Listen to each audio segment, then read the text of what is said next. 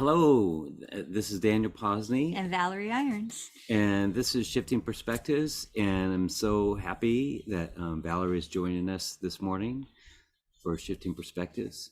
And we're going to talk about a couple different things. We're going to do a status update that we haven't done for years. Years.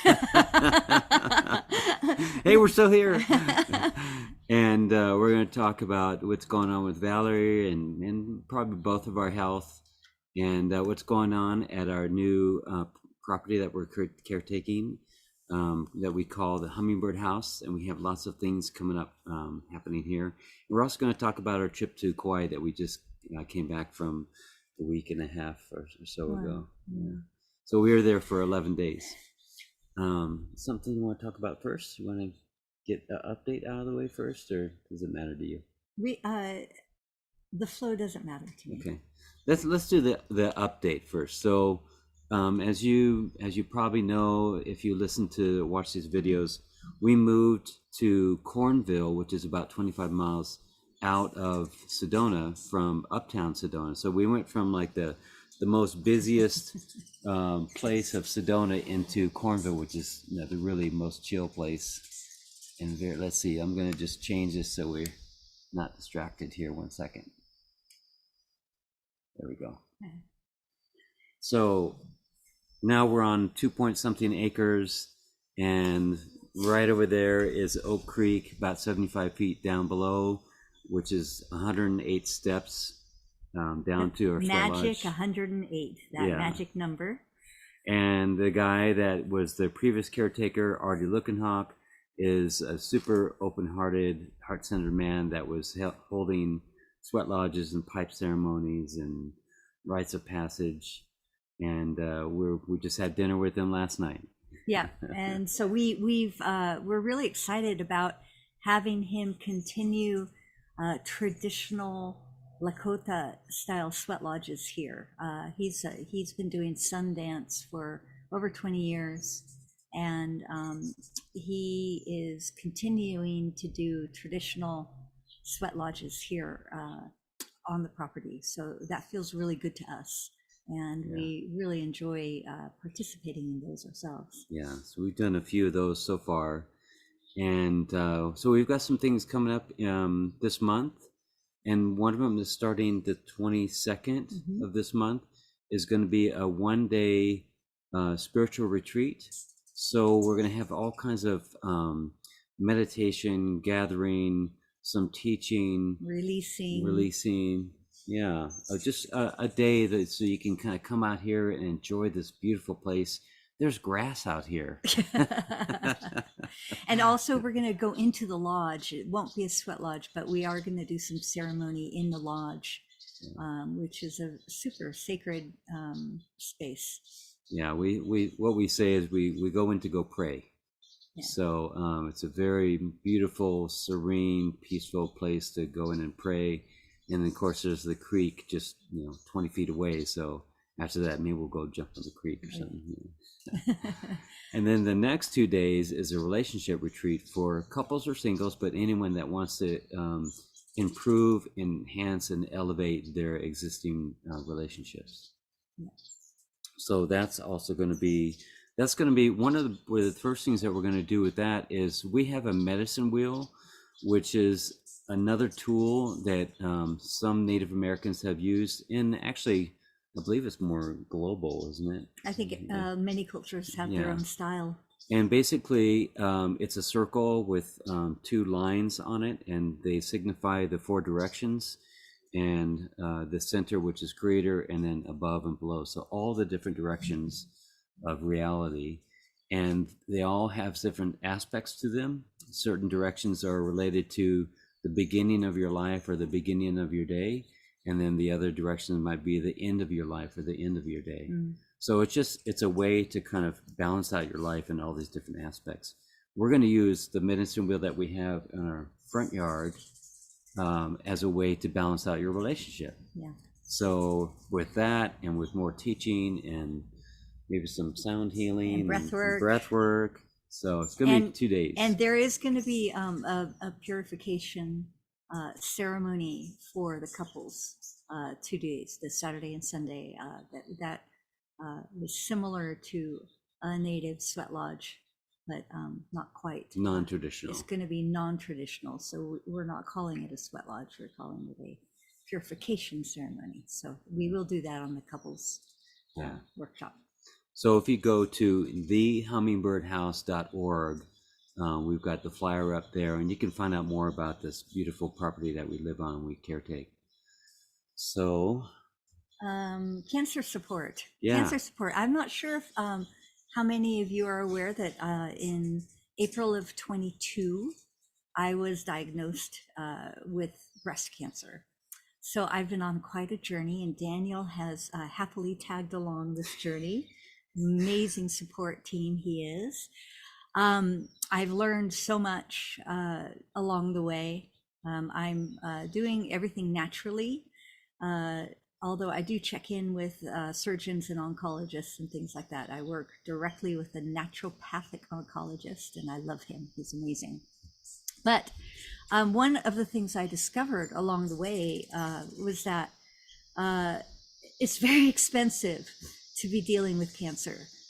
Even naturopathic remedies are super expensive, and you watch your bank account dwindle down very quickly.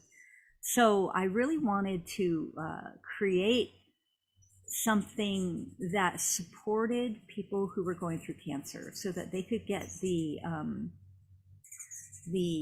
supportive sessions without paying the high prices. So do them in a group setting. And Daniel has so much, he has 10 years, I think, of helping cancer patients. And so we got together and talked about it, and we decided to offer some cancer support sessions. And those are starting up this week, actually, starting on Wednesday. Every Wednesday, almost except for the 5th Wednesdays, we're going to be offering sessions in our studio in Sedona. The first Wednesday, I'll be doing a sound healing. The second Wednesday, Daniel will be doing emotional clearing. The third Wednesday, we're going to alternate and do breath work, me and then him the following week. And the fourth Wednesdays, we are going to have guest speakers, people who are using great innovative technologies,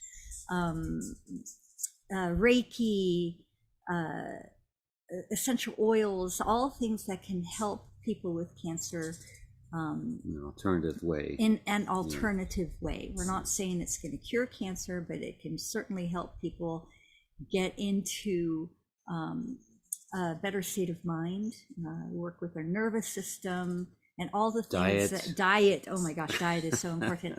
And all the things that really help support somebody who's going through a cancer diagnosis and journey.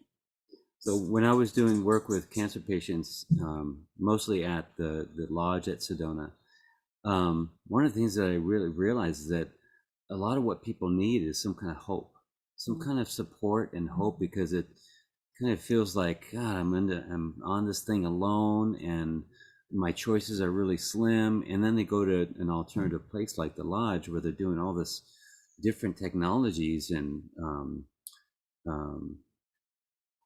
what's it called? The chamber, the hyperbaric chamber, and mistletoe injections, and Gerson therapy, and fasting, and enemas, coffee enemas 5 times a day. So all that stuff starts to give them more hope, and you start feeling differently about themselves. And one of the things that I used to do was to go in for help them with emotional counseling, and also sound healing. So I saw how people, when they got done with changing their diet and working on nutrition, looking at their emotions, sound healing, yoga, all kinds of things that they're providing, that it really started to shift them. And they came out of there going, wow, I really feel great. Yeah. And when they feel great, then healing is a closer part of their reality. Absolutely. Yeah. Absolutely. So we're really excited to start offering these. And I know that there's so many people here locally and all over the world that can use this. We are not Zooming it yet. but that might come in the future. Yeah. So it'd be better to be firsthand in there getting that. Yeah. Yeah. Our Hawaii retreat in December. Well, so how are you doing? I'm doing great. I feel better than I've ever felt in my life. I am healthier. She looks it. I'm healthier than I've ever been in my life. I eat so well. I juice. I'm detox. I do detox smoothies, heavy metal detox smoothie every day. I drink about 48 to 64 ounces of juice every day. I eat lots of salads. I exercise. I've done a lot of sessions working on those emotional pieces that often come in to the body as cancer. And I feel amazing. I feel ready to go back to work. I took some time off. I slowed my work schedule down. I don't work at the pace I used to. I was really burning the candle at both ends, and this is something I've learned through this experience, to really slow down, remove things off the plate, rest, and receive, and work in a slower and softer manner. It's really softened me up, hasn't it? Yeah. Yeah, it's really soften her up with her emotions are now. We kind of joke around that I'm always the sensitive one. I'm crying at the movies. I'm watching kids on stage. I'm crying. It's so beautiful. And Valerie now is the one I'll look over, and she's crying at this movie. So it's a beautiful crying. It's a beautiful expression of emotion. Yeah. Not crying like, oh, I've got this thing I'm working on. It's more like, oh, just this is really opening me up. And this moment is so beautiful. I can't take it. And then I end up crying for the beauty of life. Yeah. Oh my gosh. And one of the many things that I love about Valerie is, especially on this journey that we're both on, is that she was very open to trying different things, different alternative modalities, and try it out once and see how it feels, and she'll use her intuition and how her body feels to see if she wants to do it again. Yeah. But at the same time, she's also more research driven too. So she has got so much knowledge and wisdom from all the books that she's read, and all the videos and movies and things that, all these alternative methods that are really grounded in science. And we kind of joke around that, Valerie mainly has so much more knowledge about cancer specifically, and breast cancer even more specifically, than a lot of doctors that are focused on one particular thing that they do. So it's really been amazing learning from all this. It's been an amazing journey, actually. I am very grateful. Yeah. Ready to go to Hawaii now? Let's go to Hawaii. All right. So we had talked about this trip to Kauai because I had been a bunch of times. My twin brother lives over there. He's been there for about 18 years. And Valerella, she's gone to Hawaii. She's never gone to the specific island of Kauai. So we talked about it, and we got really excited, and it was getting closer. And so we left on August 10th. Yeah, August 10th. And I think it was, a day or two after the Maui fires? Yeah, 2 days. Yeah. I think 2 days after the fires started, and all of that happened. But if you look on a map, although they're connected energetically and family and relationships, the distance between Kauai and Maui is far enough away that you're not going to get, embers or smoke and stuff like that. What happens there physically, at least, is kind of separate to that island. So we went there, and I think the first day or so we were at the hotel. First 2 nights at the Aston Kauai Islander. Is that what it was? I think Aston so. Yeah, Islander? good memory. Yeah. And really cool hotel right there on the beach in Kapa'a. And Kapa'a is kind of like I guess you'd call it a median income to low income, depending on where you're at, kind of community. Really great, right up our alley, just kind of really casual. And the hotel is kind of just median, nice hotel. done by the Aston, so it's going to be nice and clean and all that. And we had our first 2 days there. And it Yeah, was right on the fantastic. water, Yeah. right on the beach. It was so beautiful. Yeah. Did we rent bicycles? We Yeah. rented bicycles and rode up and down the boardwalk all the way to some other beaches, all the way through some old pineapple plantations, and that was really fun. That's one of my favorite things in the world, just to ride a bicycle on a boardwalk. Go get a smoothie. Go ride get a your juice. bike. Stop really at the fun. side of the road and maybe jump in the water or go enjoy your juice. And Yeah. they've got this boardwalk, this really safe boardwalk that you could run or bike or whatever all the way down this thing for a good couple Long time. miles, huh? Yeah, it seemed a long time. That was wonderful. So we did that, and then spent a couple of days at my so she knows the scheduling. I'm so she I'm can a just break detail in. person. I know all the little intricate details. So, what do we do? We Went to your brother's. went to my brother's house. Did a float. Oh yeah, we did tubing up at in one of these plantation sugarcane plantation properties. Yeah.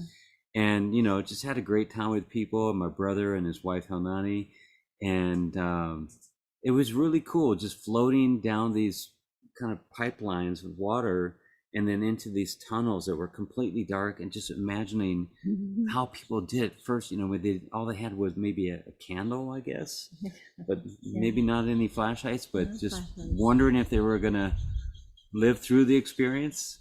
But that was a lot of fun. Yeah, that was great.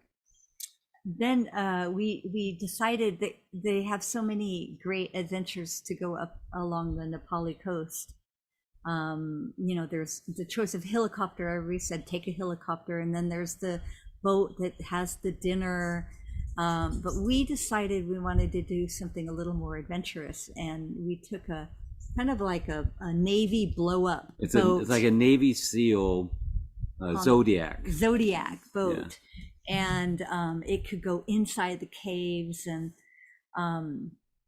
gosh, we had a good time. And you're riding these things over the chop, like this. Oh my gosh! And singing. He was playing music. First, he played some modern music, and then he played music from our era. We were singing with Queen and all sorts of things, and just at the top of our lungs. And there was one point after we all jumped off the front of the boat and got our pictures taken. That was really fun. But we were staring at the most beautiful spot on the Nepali coast. There's these huge cliffs on the side. And I just burst into tears. This is one of those times I just burst into tears with the beauty of the moment. And that was such a powerful... The music was blasting. The captain was singing and doing all this stuff. And everybody was just singing along to this music, and the water was spraying, and there's this beauty. It was this culmination. It was so beautiful. And if you look up the cliffs of the Nepali coast, it looks big, but then you get close and you realize it's humongous. Yeah. And then you see at the very top there's an opening there. And so the next day we went to this place called Kauai. And we were at the other end of it, looking down on the ocean, seeing the boats doing what we were just doing the other day. Yeah. So we drove through what's called Waimea Canyon. And Waimea Canyon is called like the Grand Canyon of Hawaii. So beautiful. Yeah. And one of the things when we got to Kauai and to the very end, when we were looking out over the beach at the top of the Nepali coast, it was so beautiful. We couldn't speak. Talk like this is so amazing. Oh my God. When you feel in awe and when you're in the presence of God in such a way with nature, and it just takes your breath away, and you have to listen.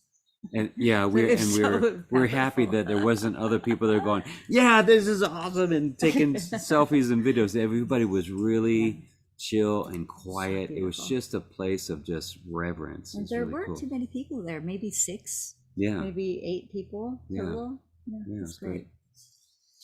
What else? We boogie boarded, we snorkeled, we hung out with friends, we had wonderful dinners. Yeah. Um, Went to Brinicky Beach, and there's these slamming waves there that just crush really people, intense. but there's turtles out there also. Uh, So I got to get my boogie boarding on and think that I'm, a teenager again. And then we went to a place called Allerton's, which is a more gentle wave, and got to snorkel We and saw go an there. eel. Yeah. We saw an Went eel. to Poipu Beach and did some really chill snorkeling. Yeah. Saw this little eel that was like that this was big. Poipu. Yeah. And then seals and a Seals turtle and beached turtles. himself. And, it was the most wonderful way to recharge and rejuvenate and relax. And I really felt great coming home. Like I had really let go of a lot of tension. Yeah. Amazing. One of the other things that we did there, because we wanted to kind of just go and let loose and have fun, and so we did a couple activities. But then the other part of it, we just wanted to chill out, go in the sun, do nothing, no appointments. Yeah. But one of the things that we did is we had my brother take us to a heiau. And a heiau is kind of a sacred place that has different purposes depending. Some of them is for food, some is for birth, some is for hula, so different things. So the one that we went to, it's kind of hard to distinguish what exactly it was for, but they mentioned that there was connected with the Minihune. So the Minihune are these mythical or real smaller beings that are said to have dug all the ditches on Hawaii, and they're like little leprechauns. They kind of come in the night and they build these things and then they're gone. So this heiau had something to do with that, and that was along the Wailua River. So it's a place that you don't jump in, you don't go inside them, you don't really want to take pictures there either. We were there and did some prayers and thought about Maui and said some prayers for Maui. Yeah. So let's talk about our December retreat for couples. Yeah. In Oahu. So we're going back to Hawaii this December. And we're doing a couples retreat. December 6th, I think it's 6th for 5 days. And there's space for 4 couples only. Everybody's going to get their own room, lodging, workshops, excursions, and food are all included. And this place is tucked away and like into the jungle, but yet still really close to the beach. Yeah.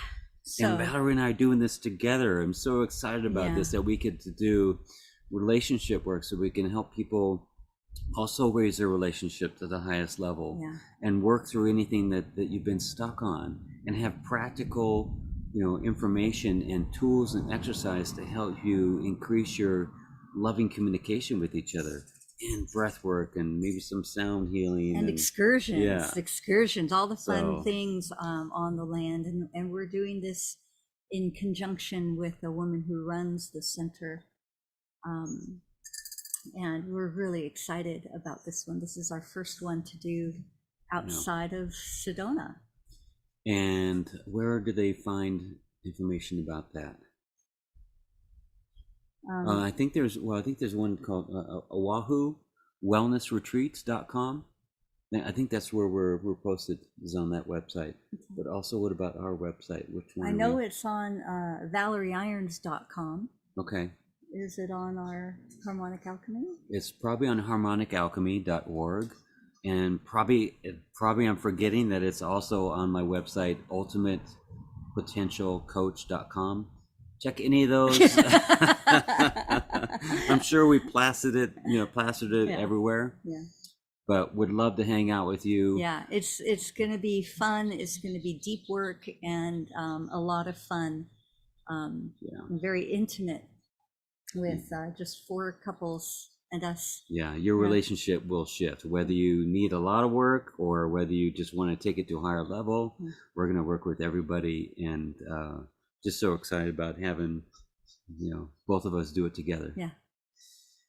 Okay. I think that's about it. Maybe. Any questions? Nope. Okay. Thank you. Thanks a lot, you guys. All right. See you next time. Aloha. Aloha.